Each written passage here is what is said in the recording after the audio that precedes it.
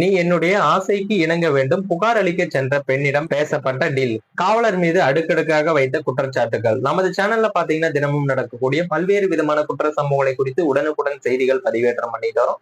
நீங்களும் இது போன்ற செய்திகளை உடனுக்குடன் தெரிஞ்சுக்க மறக்காம நம்ம சேனலை சப்ஸ்கிரைப் பண்ணுங்க, பெல் ஐக்கானை கிளிக் பண்ணுங்க. அப்பதான் நம்மளுடைய வீடியோ உங்களுக்கு உடனுக்குடன் நோட்டிபிகேஷன் வந்து சேரும். திருச்சி மாவட்டம் துறையூர் அருகே கீழ்குன்னுப்பட்டு பகுதியைச் சேர்ந்தவர் சிவகுமார். இவர் லாரி ஓட்டுநராக பணிபுரிந்து வந்திருக்காரு. இந்த நிலையில அதே பகுதியைச் சேர்ந்த மாற்று சமூக பெண்ணான கிருத்திகா என்பவரை சில ஆண்டுகளுக்கு முன்னாடி காதலித்து திருமணம் செய்திருக்காரு. சிவகுமார் விவசாயம் செய்து வந்த காரணத்தால சிவகுமாருக்கும் அவரது பெரியப்பவான ஜோதிவேல் என்பவருக்கும் பொது கிணற்றிலிருந்து தங்களது வயல்களுக்கு நீர் பாய்ச்சுவது சம்பந்தமான பிரச்சனை இருந்து வந்ததாக தெரிகிறது. இந்த நிலையில கடந்த சில தினங்களுக்கு முன்னாடி கிணற்றில் இருந்து தனது வயலுக்கு சிவகுமாரின் மனைவி நீர் பாய்ச்சி கொண்டிருக்கும் போது சிவகுமாரின் பெரியப்பா ஜோதிவேல் என்பவர் கிருத்திகாவிடம் வாக்குவாதம் செய்து தாக்கியிருக்காங்க. இதனால துறையூர் அரசு மருத்துவமனையில கிருத்திகா உள் நோயாளியாகவும் சிகிச்சையில அனுமதிக்கப்பட்டு சிகிச்சையும் பெற்று வந்திருக்காங்க.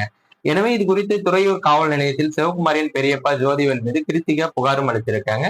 புகார் சம்பந்தமாக கிருத்திகாவை போலீசார் அழைக்கவில்லை எனவும் எந்த முறையான நடவடிக்கையும் எடுக்காததாகவும் தெரிகிறது. இது குறித்து சில நாட்களுக்கு பிறகு கிருத்திகாவையும் அவரது கணவர் சிவகுமாரையும் விசாரணைக்கு வருமாறு துறையூர் காவல் நிலைய சிறப்பு உதவி ஆய்வாளராக பணியாற்றும் சஞ்சீவி என்பவர் காவல் நிலையத்திற்கு அழைத்திருக்காரு. காவல் நிலையத்திற்கு சென்ற கிருத்திகா மற்றும் சிவகுமாரிடம் முதலில் புகார் சம்பந்தமாக விசாரிச்சிருக்காங்க.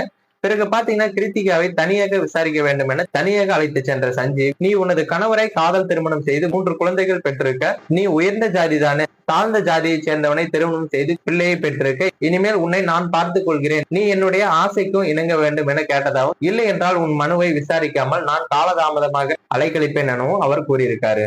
சிவகுமார் பாத்தீங்கன்னா தனது கிருத்திகாவிற்கு தைரியம் சொல்லி சஞ்சீவ் மீது காவல் ஆணையரிடம் மற்றும் மனித உரிமை ஆணையத்திலும் புகார் அளித்திருக்காங்க. மேலும் சம்பவம் குறித்து பாதிக்கப்பட்ட பெண் சுமார் 2 நிமிடத்திற்கு மேல் சப் இன்ஸ்பெக்டர் சஞ்சீவ் மீது குற்றம் சாட்டியும் பேசியிருக்காரு. இந்த வீடியோ பாத்தீங்கன்னா தற்போது சமூக வலைதளங்கள்ல வைரலாகி வருகிறது.